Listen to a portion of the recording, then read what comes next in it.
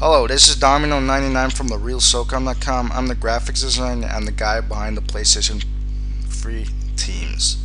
So today we're going to learn you how to make the SOCOM text. So let's get started. So I have selected the text tool that you can find here, and we type in what we want. Let's say I'll choose SOCOM just to see how close the original font is that I got. I got the compact.blkbt, I think is how you pronounce it. There will be a link in the description where you could download it. So the text is okay.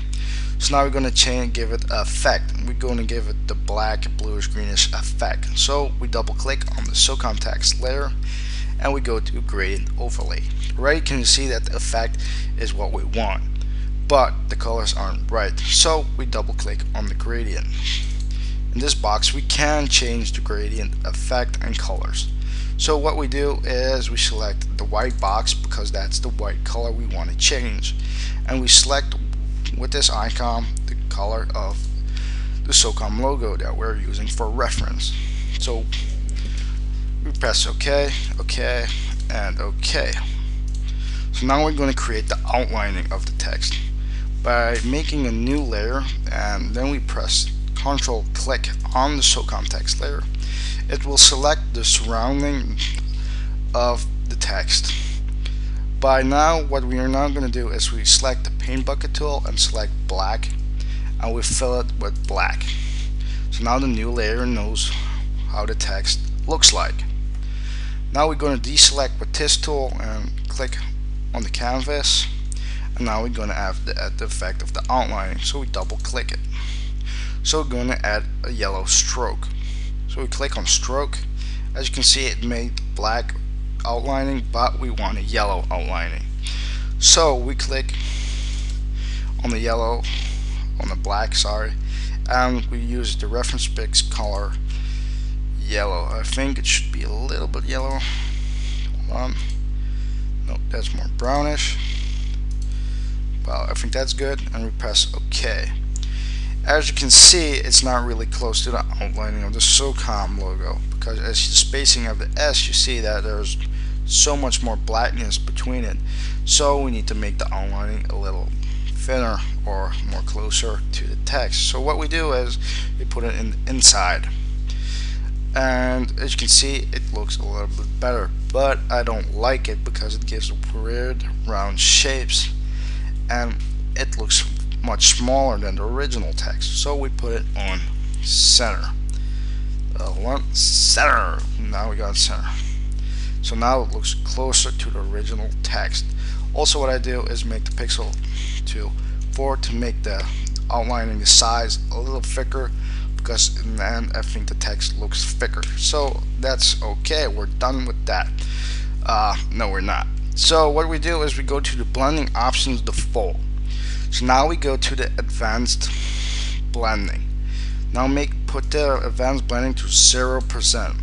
So what this advanced blending actually does, it removes the transparency of the layer, but not the effect that you have applied. When you change the general blending, then you remove the whole effect. Just you remove the layer and the effects. So we're going to remove the advanced blending, so putting it on 0%. Now we press OK, so the layer is almost done, and we create a new layer.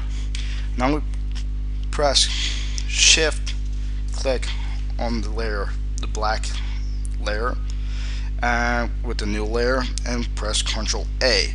Now the two layers are merged, and because of you have merged it, it doesn't show the white anymore because it hasn't shown the white, or I mean the black, sorry. So the blackness, the inside blackness is gone. So what we're now going to do is double click it, and we're now giving the outlining the text effect that we want, the 3D look. So what we're going to do is click on bevel ambush. I hope I pronounced it right, but I don't know. So let's move on. So we're going to put the depth on maximum and put the size to 0, and you can see the effect is almost done, but we're still not done yet. So what we're going to do is add some different shading, because the shading is kind of more goldish shading, So we want to try to go for that effect. So what I always do is put the shading more to the normal settings, because if you have it on normal settings, the color is what you see.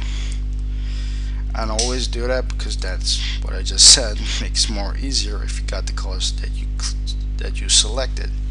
So as the shading on the text is more brownish, and here's black, so we try to select the brownish effect of the text. As you see, it's brownish, and now it looks actually still a lot better. So we press OK. Can still add a white, and maybe you can play with it. Try to play with it, and maybe you can get some great effects with it. So that's almost done. We press OK. This is also the reason why I make the stroke centered, because the following effect we're going to give. We're going to give it a great for inner shadow.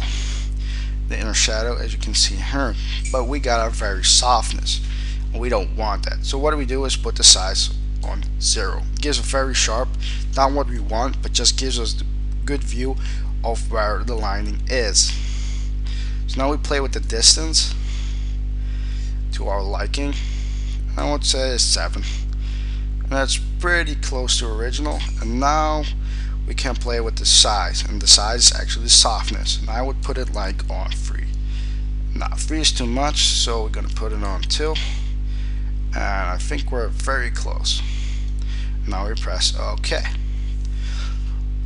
Well, we're almost done, and I just click on the black layer that I got to see if it's almost close. It's pretty close, but I just want some more shining on it. So what we're going to do is select the top layer, the outlining layer, Control select it, so we get the weird moving lining again, and make a new layer.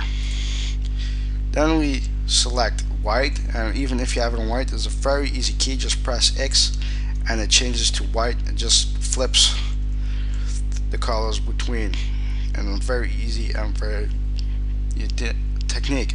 Also, if you don't have the colors, like you have a reddish, you can switch it to, and if you want it to be black and white, you just press on this icon and it's automatically black and white again.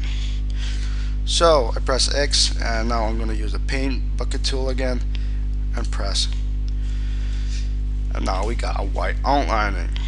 But that's not what we want. Now we select the rectangle tool, or rectangle markup looker, I don't know, stupid name. Select that tool, and we press down, and as you can see, it moved down, and we press delete, and then we click on the layer, and it's gone, and we're almost done. What you can do is, I actually like to change the normal settings to soft light. And I think we're pretty done here.